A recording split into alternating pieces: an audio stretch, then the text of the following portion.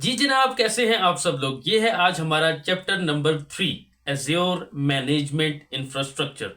तो जैसा कि आपने पिछली वीडियो में देखा कि हमने एज़्योर के फिजिकल इंफ्रास्ट्रक्चर के बारे में बात की थी, जैसे रीजन्स, अवेलेबिलिटी जोन्स और डाटा सेंटर्स। और फिर इसके बाद हमने ये भी डिस्कस किया था कि कैसे रीजन पेयरिंग होती है, फिर हाई अवेलेबिलिटी के लिए, डिजास्टर से बचने के लिए किस तरह माइक्रोसॉफ्ट ने सारे रीजन्स को भी आपस में कनेक्ट किया है, अवेलेबिलिटी जोन्स को भी आपस में कनेक्ट किया है कि खुदा न खास्ता किसी हादसाती यानी डिजास्टर की सूरत में, जैसे नेचुरल डिजास्टर हो सकते हैं, तो एक रीजन अगर डाउन हो गया तो दूसरे रीजन से सारी जो ट्रैफिक है और कस्टमर्स का डाटा, कस्टमर्स की ट्रैफिक जो है वो हैंडल हो जाए ताकि उन्हें किसी किस्म का डाउन टाइम फेस ना करना पड़े। अब ये तो हो गया फिजिकल इंफ्रास्ट्रक्चर, इसकी सारी जिम्मेदारी किस पर है? एज्योर पर है, माइक्रोसॉफ्ट पर है। अब आ गया मैनेजमेंट इंफ्रास्ट्रक्चर, तो कुछ जिम्मेदारी जो है या किस तरह हमने मैनेज करना है अपनी सर्विसेज को, वर्चुअल मशीन्स को, नेटवर्क्स को किस तरह खुद चलाना है, तो वो कुछ हायरार्की हमें समझनी होगी। और उसमें कुछ टर्म्स हैं, यानी जैसे resource group, subscriptions, management groups, तो उस पर हम इस चैप्टर में बात करेंगे। आगे बढ़ने से पहले डेवऑप्स मौलवी हिंदी को जरूर सब्सक्राइब कर लें। तो चलिए शुरू करते हैं। अगली हमारी slide. Azure Management Infrastructure helps users manage, monitor and optimize their cloud resources। जैसा कि आपने देखा कि हर चैप्टर की एक मैं जो है ना निचोड़, जो उसका कंक्लूजन मेन थीम होता है, वो एक स्लाइड उसकी ज़रूर डालता हूँ। तो हमारे आज के इस चैप्टर का मेन थीम, या यानी ये कह लें कि मेन हेडलाइन क्या है कि Azure मैनेजमेंट इंफ्रास्ट्रक्चर जो है वो हम जैसे यूजर्स को या आप जैसे यूजर्स को मैनेज, मॉनिटर और ऑप्टिमाइज, यानी इन तीनों चीज़ों में क्लाउड रिसोर्सेज को हम मैनेज कर सकते हैं, उनको मॉनिटर कर सकते हैं, और ऑप्टिमाइज से मुराद यानी उन पे अप स्केलिंग, डाउन स्केलिंग भी हो सकती है, उन पे कुछ चीज़ें इंस्टॉल भी कर सकते हैं, सर्विस ट्यूनिंग भी कर सकते हैं, अपने लिहाज से टूल्स भी इंस्टॉल कर सकते हैं। तो अब क्लाउड रिसोर्सेज क्या होते हैं, अगली स्लाइड में ये देखते हैं कि what is an azure resource. Azure resource से मुराद एक वर्चुअल मशीन है, ये आपका एक रिसोर्स है। यानी जो भी चीज आप एज्योर पर बनाते हैं, डिप्लॉय करते हैं, बिल्ड करते हैं, वो एक एज्योर रिसोर्स होता है। ठीक है, a virtual machine on azure is a resource. ठीक है, सबसे आसान एग्जांपल कि एक वर्चुअल मशीन बनाते हैं, वो एक रिसोर्स है। एक डेटाबेस बनाते हैं, रिसोर्स है। एक ब्लॉक कंटेनर स्टोरेज अकाउंट बनाते हैं, रिसोर्स है। एक वर्चुअल नेटवर्क बनाते हैं, ये एक रिसोर्स है। और देखें, रिसोर्सेज हम खुद मैनेज कर सकते हैं, इसलिए ये चैप्टर है एज्योर मैनेजमेंट इंफ्रास्ट्रक्चर। अब हमारे इख्तियार में बहुत सारी चीजें आ गई हैं जो हम खुद कंट्रोल कर सकते हैं, और as a users, as Azure DevOps engineers, ये खुद हमें करनी होगी। और a resource is the basic building block of Azure. और एज्योर का यानी सबसे बुनियादी ब्लॉक है, यानी जहां से आपका इंफ्रास्ट्रक्चर बनना शुरू होता है, बिल्ड होना शुरू होता है। जाहिर है आपने एप्लीकेशंस कहाँ रन करनी है? एज्योर कुबरनेटिस सर्विस पर, या एज्योर कंटेनर सर्विस पर, या आपने वर्चुअल मशीन्स पर। आपने डाटा कहाँ स्टोर करना है? स्टोरेज अकाउंट्स में, ब्लॉक कंटेनर्स में। जी, ब्लॉक कंटेनर से मुराद जिस तरह एडब्ल्यूएस में स्टोरेज बकेट्स होती हैं, यहाँ ब्लॉक कंटेनर है। आप अपना नेटवर्क कैसे बनाएंगे? वर्चुअल नेटवर्क से। ठीक है, VPN, site to site VPN कैसे बनाएंगे? तो ये सारा ये मैनेजमेंट इंफ्रास्ट्रक्चर है, इस पर ज्यादा आपका काम होगा। फिजिकल इंफ्रास्ट्रक्चर, ये समझ आ रही है ना आपको डिफरेंस? फिजिकल इंफ्रास्ट्रक्चर ज्यादा रिस्पॉन्सिबिलिटी किसकी है? माइक्रोसॉफ्ट एज्योर की। उन्होंने देखना है सारा physical infrastructure, regions, availability zones, region pairing, ठीक है, सब कुछ। और यहां पर अब आपकी भी जिम्मेदारी शुरू हो गई है कि रिसोर्सेज को आपने मैनेज करना है, और इसलिए ये टर्मिनोलॉजीज ये सारी आपको पता होनी चाहिए कि रिसोर्स क्या होता है, और इसके बाद रिसोर्स ग्रुप क्या होता है। What is a resource group? तो resource group, multiple resources group together create a resource group. बहुत ही यानी आसान और स्ट्रेट फॉरवर्ड, और नाम से ही जैसे रिसोर्स ग्रुप के बहुत सारे रिसोर्सेज को इकट्ठा करके एक रिसोर्स ग्रुप बन जाता है। देखें, मिसाल के तौर पर आप अपनी एप्लीकेशंस को डिप्लॉय करने जा रहे हैं, आपको 3-4 वर्चुअल मशीन्स चाहिए होगी, ठीक है। स्टोरेज के लिए अकाउंट चाहिए होगा, कंटेनर चाहिए होंगे जहां आपने डाटा स्टोर करना है, ठीक है। इसके साथ भी डाटाबेस भी चाहिए होगी, फिर आपको एक वर्चुअल नेटवर्क। तो ये सारी चीजें, ये सारे रिसोर्सेज आप इनको एक रिसोर्स ग्रुप में डाल सकते हैं। ये हायरार्की होती है, इससे आप अपने इंफ्रास्ट्रक्चर को आसानी के साथ ऑर्गेनाइज्ड तरीके से मैनेज करते हैं। तो ये अगली स्लाइड में रिसोर्स हायरार्की भी आएगी। देखिए हमने बिल्कुल बुनियादी यानी रिसोर्स बुनियादी ब्लॉक से शुरू किया है, ठीक है, बेसिक से। तो सबसे पहली चीज आ गई रिसोर्स, जैसे वर्चुअल मशीन। अब उसके ऊपर आ गए रिसोर्स ग्रुप। बहुत सारी रिसोर्सेज को हमने यकजा कर दिया, इकट्ठा कर दिया। In other words, a resource group is the collection of multiple resources. कोई ज्यादा मुश्किल बातें नहीं है ये। When we create a resource, we have to place it in a resource group. ये इंपॉर्टेंट है कि जिस वक्त भी हमने कोई भी रिसोर्स बनाना है, वर्चुअल मशीन बनानी है, वो लाजमी किसी न किसी रिसोर्स ग्रुप में हम उसे डालेंगे, प्लेस करेंगे, ठीक है। ये हायरार्की ऐसे चलती है, रिसोर्स ग्रुप के अंदर ही रिसोर्सेज होंगे। अगली डायग्राम में इंशाल्लाह ज्यादा आपको क्लियर हो जाएगा। अच्छा जी, इसके बाद आ जाता है a resource group can have multiple resources, but a resource like a VM can only be in one resource group at one time. तो इससे क्या मुराद है कि एक रिसोर्स ग्रुप में मल्टीपल रिसोर्सेज हो सकते हैं, ठीक है। यानी एक रिसोर्स ग्रुप बहुत सारी रिसोर्सेज को रख सकता है। यानी एक रिसोर्स ग्रुप में हम वर्चुअल मशीन्स भी बना सकते हैं, वर्चुअल नेटवर्क भी, वीपीएन भी, गेटवेज भी, और इस तरह स्टोरेज अकाउंट्स भी, ये एक रिसोर्स ग्रुप में हो सकते हैं। लेकिन मैं कहूं कि मैं अगर एक वर्चुअल मशीन ए बनाने जा रहा हूं तो ये 4-5 रिसोर्स ग्रुप में एट द सेम टाइम बन जाए, ऐसा नहीं हो सकता, ठीक है। तो रिसोर्स ग्रुप में मल्टीपल रिसोर्सेज हम बना सकते हैं, लेकिन उनको मल्टीपल रिसोर्स ग्रुप में at the same time replicate नहीं कर सकते, ठीक है। डेडिकेटेडली हमें इलादा इलादा इलादा रिसोर्स ग्रुप्स बनाने होंगे, और एक रिसोर्स ग्रुप में एक से ज्यादा रिसोर्सेज हम बना सकते हैं। अगली डायग्राम से ज्यादा आपको क्लियर हो जाएगा। ये वैसे हमने इस डायग्राम को पिछली वीडियो में भी डिस्कस किया था। यहां से देखें हायरार्की।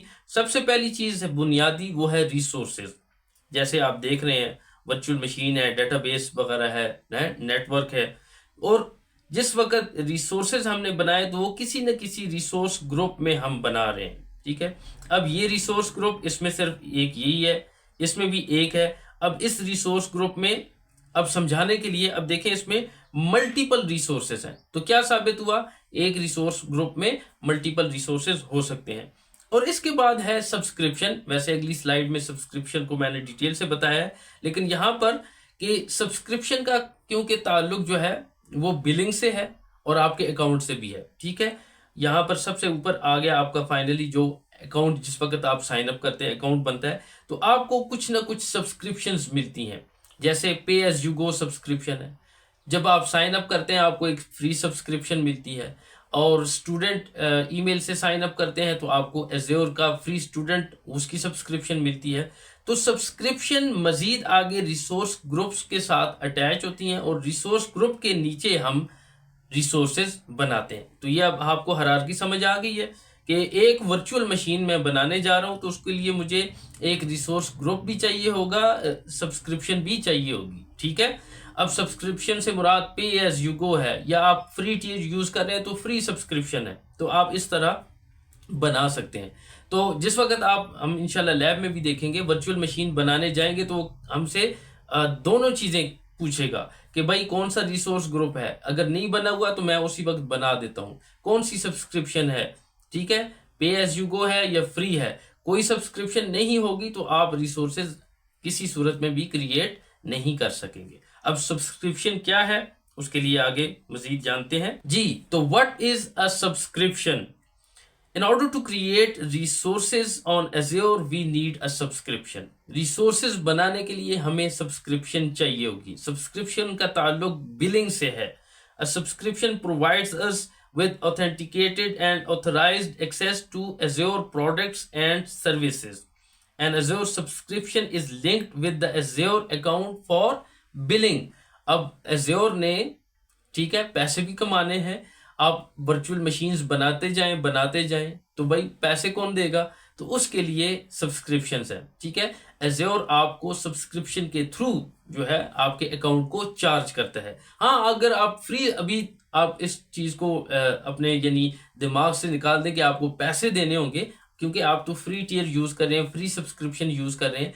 जिस वक्त आप आगे पे एज यू गो पर, ठीक है, ये सब्सक्रिप्शन की टाइप है जिससे आप पैसे देते हैं, तो वो सब्सक्रिप्शन आपके अकाउंट के साथ अटैच होती है, ठीक है, लिंक होती है। तो जितने आप रिसोर्सेज बनाएंगे वो उस सब्सक्रिप्शन में उनकी बिलिंग होगी और एट द एंड आपको उस तरह मंथली चार्जेस देने होंगे।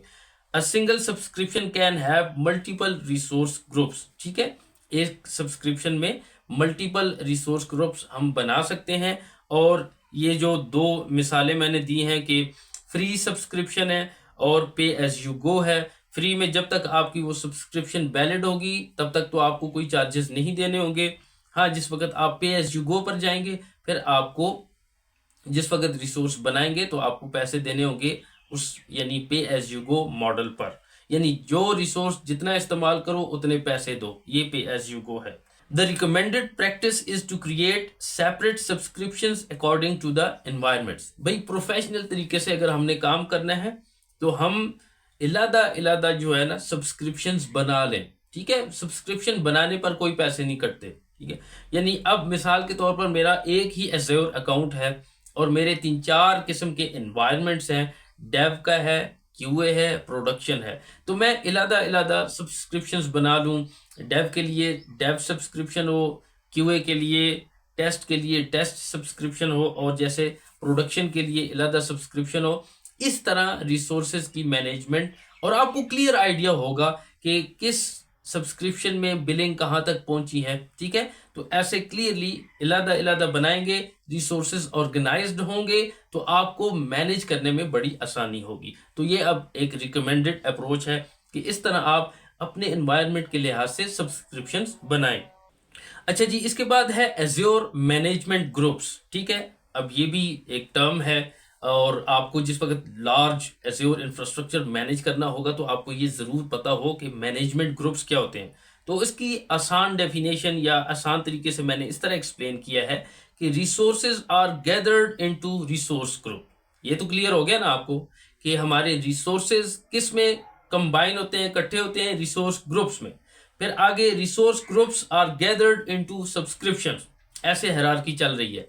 और फिर आगे रिसोर्स ग्रुप्स को हम इकट्ठा करके सब्सक्रिप्शन में, अब फ्री सब्सक्रिप्शन है या पे एज यू गो है तो उसमें जो है रिसोर्स ग्रुप्स हम प्लेस कर देंगे। इसके बाद subscriptions are gathered into management groups, ठीक है। और अब हमारे पास 3-3, 4-4 सब्सक्रिप्शंस हैं तो उनको हम मैनेजमेंट ग्रुप्स में, ये टॉप हायरार्की आ जाती है, फाइनल हायरार्की आ जाती है रिसोर्स मैनेजमेंट की एज्योर में, कि रिसोर्सेज रिसोर्स ग्रुप्स में, रिसोर्स ग्रुप्स सब्सक्रिप्शंस में, सब्सक्रिप्शंस एज्योर मैनेजमेंट ग्रुप्स में। क्लियर होगी बात? In simple words, azure management group is the top portion of azure resource management hierarchy. ये मैं आपको बता चुका हूं कि सबसे ऊपर हमारे एज्योर मैनेजमेंट ग्रुप्स आते हैं और उसके नीचे सब्सक्रिप्शन और उसके नीचे रिसोर्स ग्रुप्स और उसके नीचे रिसोर्सेज। ये यानी एग्जाम पॉइंट ऑफ व्यू से ये कंसेप्ट बहुत ही इंपॉर्टेंट है। Assigning Azure RBAC, RBAC stands for rule based access, ठीक है। At the management group level means that all subscriptions, resource groups and resources underneath that management group will also inherit those permissions. एक policy अगर हम किसी एक management group के साथ attach करेंगे तो उसके नीचे जो कुछ भी है, सब्सक्रिप्शंस है, रिसोर्स ग्रुप्स है, रिसोर्सेज है, वो पॉलिसी उन सब के साथ अटैच हो जाएगी। ये फायदा है सबसे बड़ा मैनेजमेंट ग्रुप्स का। तो क्लियर हो गई ये आइडिया जी कि ये रिसोर्स हायरार्की ऐसे हमारे पास एज्योर में चलती है। सबसे पहले मैनेजमेंट ग्रुप, उसके नीचे सब्सक्रिप्शंस और फिर रिसोर्स ग्रुप्स और फिर रिसोर्सेज। आगे डायग्राम से भी आपको क्लियर हो जाएगा, ये देख लें। अब ये एक बहुत यानी एक बड़ी आईटी ऑर्गेनाइजेशन का इंफ्रास्ट्रक्चर आपको मैं बता रहा हूं कि इस तरह ये हमारा रूट मैनेजमेंट ग्रुप है। जो कि यानी जिसकी एक्सेस शायद हमारे यानी मैनेजमेंट के पास होगी। और इसके बाद हम देख लें कि ये इस तरह मैनेजमेंट ग्रुप्स, सब मैनेजमेंट ग्रुप्स बने हुए हैं, ठीक है। ये है रूट मैनेजमेंट ग्रुप और ये हैं सारे सब management groups. Root management group जो है वो एक ही हो सकता है और उसके नीचे जो है हम मल्टीपल किस्म के सब मैनेजमेंट ग्रुप्स बना सकते हैं और उसके साथ फिर हम मल्टीपल सब्सक्रिप्शंस अटैच कर सकते हैं। अब जैसे ये देखें, ये दो subscriptions directly root management group के नीचे आई हुई हैं और उसके बाद फिर रूट मैनेजमेंट ग्रुप में हमने 3 मजीद ग्रुप्स बनाए हैं अपनी टीम्स के हवाले से। मिसाल के तौर पर अब हमारे पास एक मजीद कस्टमर सपोर्ट की टीम ऐड होगी तो मैं यहाँ पर एक सब मैनेजमेंट ग्रुप क्रिएट कर दूंगा और उसके नीचे यूजर्स और उसके नीचे उनकी सब्सक्रिप्शन, फिर रिसोर्स ग्रुप्स और रिसोर्सेज। ऐसे ही क्लियर हो रही है ना बात? ये ऐसे ये हायरार्की चलती है और ये जरूरी है आपको यानी इन सब चीजों का आइडिया हो कि ये देखें हमने किस तरह रिसोर्स की हायरार्की बनाई है। अब सब्सक्रिप्शंस तक, सब्सक्रिप्शन के नीचे फिर मजीद रिसोर्स ग्रुप्स और फिर रिसोर्सेज। तो क्या हुआ, हमारे पास एक रिसोर्स मैनेजमेंट ग्रुप है जो कि रूट कहलाता है, जो टॉप है और इसकी एक्सेस जो है ना वो शायद हर एक के पास बिल्कुल भी ना हो, सिर्फ मैनेजमेंट के पास होगी क्योंकि सारा उनका इंफ्रास्ट्रक्चर वगैरह यहाँ से ही मैनेज होता है। फिर उसके बाद हमारे सब मैनेजमेंट ग्रुप्स जैसे HR है, IT है, मार्केटिंग है। फिर उसके बाद कुछ सब्सक्रिप्शंस देखें डायरेक्ट रूट मैनेजमेंट ग्रुप्स के साथ अटैच हैं, कुछ मार्केटिंग के साथ हैं और फिर ये देखें हम मजीद आगे इस तरह सब्सक्रिप्शंस को डिवाइड कर रहे हैं। तो ये क्लियर होगी डायग्राम। दिखने में थोड़ी मुश्किल लगती है लेकिन बहुत ही आसान है अगर आप इसको गौर से समझें कि किस तरह रिसोर्स की टॉप मैनेजमेंट हायरार्की काम करती है। मैं दोबारा रिपीट कर देता हूं, ये हमारा आ गया मेन अकाउंट। मेन अकाउंट में हमारा रूट मैनेजमेंट ग्रुप, फिर रूट मैनेजमेंट ग्रुप के नीचे आ गए हमारे सब मैनेजमेंट ग्रुप्स। सब मैनेजमेंट ग्रुप्स में आ गई हमारी सब्सक्रिप्शंस। सब्सक्रिप्शंस के बाद हमारी आ गई रिसोर्स ग्रुप्स। रिसोर्स ग्रुप्स के नीचे हमारे आ गए रिसोर्सेज। तो जैसे अब यहाँ पर इस अगर EA सब्सक्रिप्शन है, यहाँ पर मैं एक वर्चुअल मशीन बनाऊंगा तो यहाँ पर पहले मुझे एक रिसोर्स ग्रुप बनाना होगा, उस रिसोर्स ग्रुप के नीचे एक वर्चुअल मशीन बनेगी। तो ये वर्चुअल मशीन की हायरार्की देखें किस तरह जा रही है रूट मैनेजमेंट ग्रुप तक। और इस तरह हम अपने पूरे IT के इंफ्रास्ट्रक्चर को एज़्योर पर ऑर्गेनाइज करते थे और ऐसे ही ये एक प्रोफेशनल और हाईली रिकमेंडेड तरीका है कि आप, हमारा तो खैर स्टूडेंट अकाउंट होगा, हम इतनी डेप्थ में नहीं जाएंगे लेकिन कम से कम हमने अपने माइंड को रेडी तो करना है कि भाई इस तरह का एज़्योर का इंफ्रास्ट्रक्चर IT ऑर्गेनाइजेशंस में हो सकता है। और साथ साथ एग्जाम्स के हवाले से भी कि प्रिपरेशन में हमसे ये हायरार्की के बारे में पूछा जा सकता है कि एज़्योर की हायरार्की किस तरह काम करती है। ठीक है जी, क्लियर होगी बात? तो ये था आज का हमारा चैप्टर और इसमें हमने अल्हम्दुलिल्लाह बहुत सारे इंपॉर्टेंट कॉन्सेप्ट्स कवर कर लिए हैं। इसके बाद आगे हम एज़्योर का पोर्टल देखेंगे। अब जाहिर है ये सारी चीज़ें हमने देख ली कि मैनेजमेंट ग्रुप होता है, सब ग्रुप होता है, सब्सक्रिप्शन होती है, रिसोर्स ग्रुप होता है, फिर रिसोर्सेज। तो पोर्टल पर यानी एज़्योर के पोर्टल पर भी हम देखेंगे तो हमें ज़्यादा क्लियरेंस हो जाएगी, हमें बिल्कुल आइडिया हो जाएगा हाँ भाई ये चीज़ें इस तरह एग्जिस्ट करती हैं और ऐसे ऑर्गेनाइज होती हैं। तो मिलता हूँ फिर आपसे, वो अगला जो चैप्टर होगा वो हमारी तकरीबन लैब ही होगी क्योंकि हमने सारी चीज़ें खुद प्रैक्टिकली देखनी है। और इसके लिए मैं अभी से आपको कह देता हूँ कि आप अपना एक अकाउंट एज़्योर पर बना लें। अगर नहीं बना सकते तो परेशान ना हो, इंशाल्लाह अगली वीडियो में मैं आपके साथ मिलकर जो है ना एक अकाउंट बनाएंगे हम। और हाँ, आपके पास एक कार्ड ज़रूर होना चाहिए क्योंकि एज़्योर के लिए फ्री साइनअप के लिए आपका एक डेबिट कार्ड हो, ठीक है। कोई भी आप वर्चुअल कार्ड बना लें किसी तरह, किसी भी फिनटेक से, यानी कोई फाइनेंशियल ऐप है जैसे पाकिस्तान में हमारे पास सादा पे है, नाया पे है और इंडिया में तो अब मुझे अंदाज़ा नहीं है कौन कौन सी हैं, लेकिन कोई भी आप यानी ऐप पे अपना अकाउंट बनाएं, आपको एक वर्चुअल कार्ड मिल जाएगा। उसमें 300-400 रुपया, 500 रुपया आप यानी $1 के मुकाबले यानी बराबर जितने भी पैसे बनते हैं वो आप रख लें। इंशाल्लाह अगले लेक्चर में हम अपने एज़्योर पोर्टल को ज़रा खंगालेंगे, देखेंगे कि किस तरह चीज़ें, अभी तक तो हम थ्योरेटिकली करते आए हैं, थोड़ा प्रैक्टिकल का टच भी इंशाल्लाह होगा। मिलता हूँ आपसे अगले लेक्चर में। अल्लाह हाफ़िज़।